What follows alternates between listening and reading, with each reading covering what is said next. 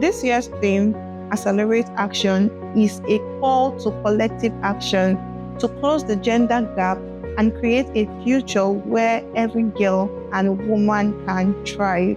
In Warren, Nigeria, we are answering this call with Empower Her, Empower the Future, an initiative designed to bridge the digital gender divide by equipping secondary school girls with the tools, skills, and inspiration they need to succeed in a tech-driven world. On March 7, 2025, we kickstarted this movement with a transformative workshop where over 200 secondary school girls gained knowledge, skills, and the confidence to pursue opportunities in technology and leadership. But we're not stopping there. We are taking it a step further by launching a one-year mentoring and training program for 30 outstanding girls selected from the workshop.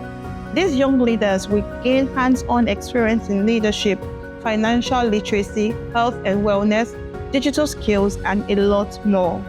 By the end of the program, they will collaborate to develop a technology project or products showcasing their innovation and newly acquired skills. To ensure their success, we aim to provide laptops and internet access throughout the program, giving them the tools they need to succeed. We are calling on organizations and individuals to partner with us to make this vision a reality.